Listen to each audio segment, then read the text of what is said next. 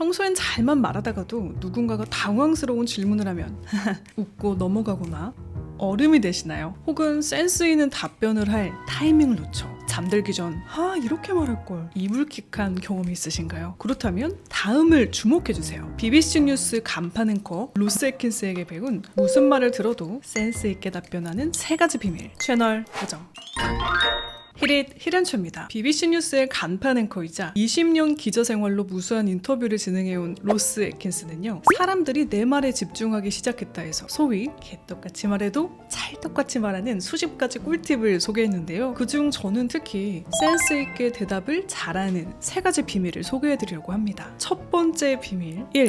언어 미러링. 누군가 질문을 했는데 나도 모르게 핀트가 어긋나는 대답을 한 적이 있나요? 내가 말을 할수록 표정이 되어가는 상대를 보며 뭔가 잘못되었군 이라는 생각이 드셨다면요, 첫 번째를 연습해보세요. 바로 상대가 하는 말을 미러링, 즉 따라하는 것입니다. 면접의 상황에서 다음과 같은 질문을 받는다고 가정해볼까요? 어떻게 대답할지 한번 빠르게 생각해보세요. 이 직무를 맡으면 대규모의 팀을 관리해야 합니다. 인력을 관리한 경험에 대해 말씀해 주시겠습니까? 판단력과 리더십을 발휘한 구체적인 사례를 포함해서요. 자, 이렇게 복잡한 질문을 들었을 때 당황하지 마시고요, 센스 있어 보이려면요, 상대가 사용하는 단어를 미러링하는 것이 좋습니다. 조금 전 질문의 핵심인 키워드를 꼽아보면요, 현재 직무, 이전 직무, 판단력, 리더십이 있겠죠. 이를 그대로 따라하며 하나씩 짚어 답변하는 겁니다. 저는 다양한 직무에서 팀을 관리해왔습니다. 현재 맡은 역할은 이전 직장에서도 여러 번 판단력을 발휘했는데 또한 제가 보여준 리더십을 강조하고 싶습니다. 이렇게 대답하시면요, 합격! 뿐만 아니라 질문의 의도에서 벗어난 답변을 하지 않는 효과와 함께 상대의 언어를 사용해 나를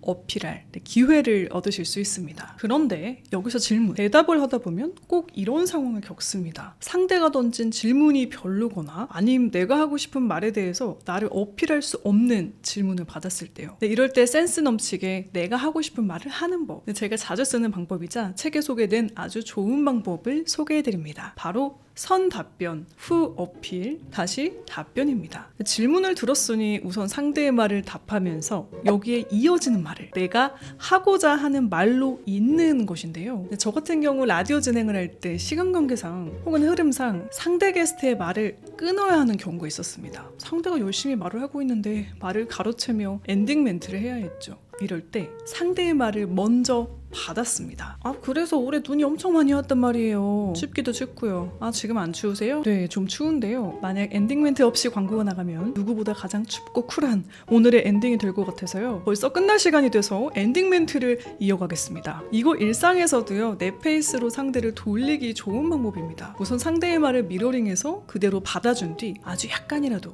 연관된 말을 더해서 내가 원하는 말로 풀어주는 것이죠. 이를 책에서는 회귀라 표현했습니다. 자세한 비즈니스 예시가 궁금하신 일들은 사람들이 내 말에 집중하기 시작했다를 읽어보세요.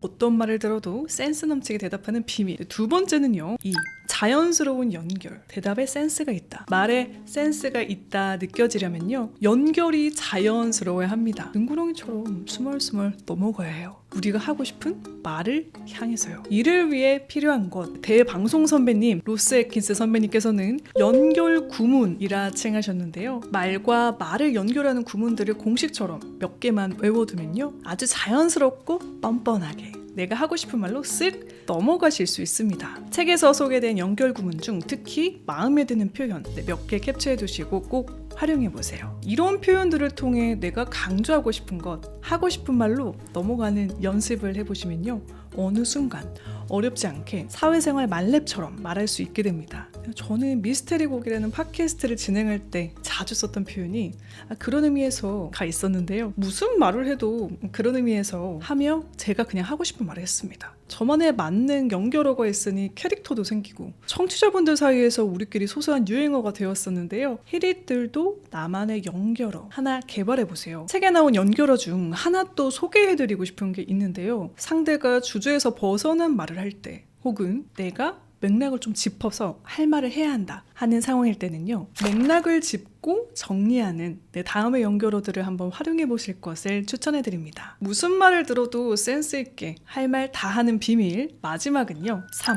시원한 주어 사용. 이렇게 미러링, 연결어들을 통해 내가 하고 싶은 말로 방향을 틀었어요. 그런데 그 뒤에 말이 좀 횡설수설이거나 어렵게 느껴지면요, 말을 잘한다, 센스 있다 느껴지기가 힘듭니다. 특히 우리말은 끝까지 들어봐야 안다처럼 끝까지 들어야 알 수 있게 말하시면요, 들으시는 분들이 말이 끝날 때까지 조마조마해하며 듣게 됩니다. 그래서 대체 무슨 말이 하고 싶은 거지? 라고요. 그래서 주어를 아주 시원하게 사용하시는 것이 좋은데요, 주어가 맨 뒤에 나오거나 생략되면 오해를 사기가 쉽기 때문입니다. 영국의 사례 하나를 소개해 드릴게요. 앵커가 이렇게 말했습니다. BBC 월드뉴스의 조너던 찰스입니다. 수십 년간 감금되어 아이를 낳도록 강요당했습니다. 이 멘트만 담긴 7초짜리 영상은 BBC 뉴스 실수, BBC 뉴스 블로퍼라는 제목으로 유튜브에서 수백만 조회수를 기록했다고 해요. This is BBC World News. I'm Jonathan Charles, kept hidden for almost 2 decades and forced to bear children. 마치 조너던이 아이를 낳도록 강요당한 주인공처럼 들리죠. 일부러 관심을 끌기 위해 잠깐 생략할 순 있지만 오해가 커지기 전 바로 뒤에 멘트를 덧붙이는 것이 좋겠죠. 이렇게 자꾸 주어를 생략해서 말이 명확하지 않아 여러 번 되묻는 불편함이 생길 수 있으니까요, 시원한 주어 사용. 주어는 맨 앞에 혹은 중간에라도 언급해 주실 것 기억해 주세요. 마지막으로 이 3가지 요소는 아니지만 책에 나온 이야기 중에 한 가지만 더 짚고 마무리하겠습니다. 바로 방해 요소 제거인데요. 말에도 방해 요소가 있습니다. 무엇이 있을까요? 대표적으로 모르는 단어가 있습니다. 모르는 대상이나 단어를 들으면 이에 대해 생각하다가 집중이 흐트러지고 상대에 이어지는 말이 안 들리게 되는 것인데요. 내가 쌤한테 그렇게 못한다고 말했지. 쌤이 누구였더라?